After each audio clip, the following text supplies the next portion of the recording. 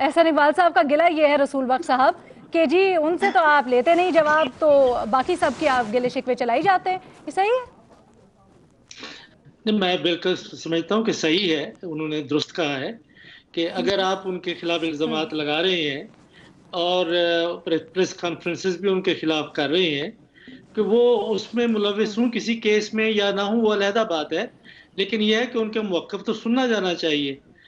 लेकिन यह है कि उनके ऊपर पाबंदी है। मुझे नहीं मालूम कि क्या वो वहाँ इंग्लैंड में बैठ के किसी अखबार को क्या वो इंटरव्यू देने पर कोई पाबंदी है, या वहाँ पे किसी टेलीविजन के ऊपर आकर कोई इंटरव्यू देने में कोई पाबंदी है? ऐसी कोई पाबंदी नहीं है। ठीक। बीबीसी भी जा सकते हैं, बीबीसी उर्दू वाले उनका इंटरव्यू करने के लिए तैयार होंगे। इंटरनेशनल मीडिया तो उनके सामने है। लेकिन मैं समझता हूँ कि असूली तौर पर हसन अच्छा। इकबाल साहब हाँ। बिल्कुल दुरुस्त फरमा रहे हैं कि मियां नवाज शरीफ साहब के ऊपर ये बोलने की, तकरीर करने की पाबंदी नहीं होनी चाहिए उसूली तौर पर, किसी पर भी नहीं। और एक शख्स जो 3 दफा वजीर आजम भी मुल्क का रह चुका है, किसी बड़ी पार्टी का वो सरबराह भी है, तो मुझे नहीं लगता कि इसमें वजन है कि उसकी तकरीर को ना सुना जाए। ये तो दुरुस्त है। और खुसूसी तौर पे जो उनके खिलाफ इल्जामात हैं, अब हम जिनके बारे में बात कर रहे हैं, अगर मुझसे आप पूछते हैं कि जी। क्या उनको सुना जाए, तो लाजमी तौर पे उनको सुना जाए, उनकी बात सुनी जाए। लेकिन असल हाँ। केस है, जी उसके जी जी बारे जी। में मैं थोड़ा सा कहना चाहूंगा कि वो फैसला वहां पे बरतानिया की अदालत ने किया, कोई पाकिस्तान की अदालत ने नहीं किया। और उस फैसले में हम्म। जो फरीक थे वो फर्म थी और पाकिस्तान की हुकूमत थी। पाकिस्तान की हुकूमत उसमें हार गई, वो जीत गए।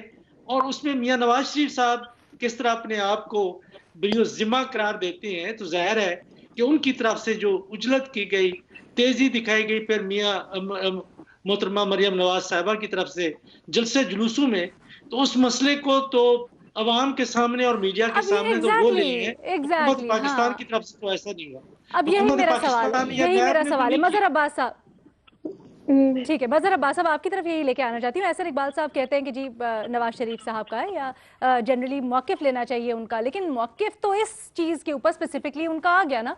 वो जो उस वक्त मोमेंट में सोच रहे थे, उन्होंने बता दिया कि किस तरह से लिंक्ड है। नहीं, मौक़िफ़ आ जाना चाहिए, इसमें तो कोई शक नहीं है। लेकिन क्या हाँ। अगर इलेक्ट्रॉनिक हाँ। मीडिया पर पाबंदी है भी उनकी उनकी तकारीर पे, जो कि मैं समझता हूँ कि नहीं होनी चाहिए, हाँ। लेकिन हाँ। अखबार में तो उनका पूरा मौक़िफ़ आता है। अखबार में कहा, अखबार में किसी ने रोका है उनके मौक़िफ़ को? और ये उस हम्म। मौक़िफ़ के ऊपर तो हम बहस कर रहे हैं कि वो ये कह रहे हैं कि ये हमारी एग्जैक्टली। विक्ट्री है।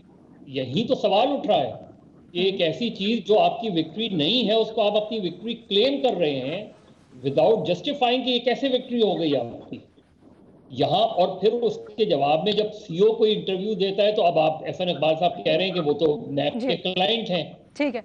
तो अब नैब के अगर क्लाइंट हैं और उन्होंने आप पर इल्जाम लगाया, तो उनको उनको उनके खिलाफ आप केस कर ठीक। सकते हैं लेकिन ये जो बातें हुई हैं, ठीक है। ये बड़ी सीरियस बातें हैं। देखिए, केसेस गलत बन सकते हैं, बनाती है मुनीब नैब, साहब कोई सवाल मैनिपुलेटेड उठाना है। चाहते हैं? मैं भी ऐड हर करना दूसरे चाहूँ। रोज जावेद इकबाल साहब रिकवरी शो करते हैं। मुझे नहीं पता कि हफ्ते में 4 दिन वो रिकवरीज क्यों शो करते हैं, और ये क्यों, ये इस तरह इतनी जल्दबाजी में क्या वो अपना जाहिर करना चाहते हैं, वो एक अलग बात है। लेकिन जहां तक नवाज शरीफ साहब का ताल्लुक है और इस स्पेसिफिक केस का ताल्लुक है, उसमें उन्होंने विक्ट्री क्लेम की, और जो उधर गया हुआ था उसने कहा कि ये गलत विक्ट्री क्लेम जी। कर रहे हैं। ठीक है।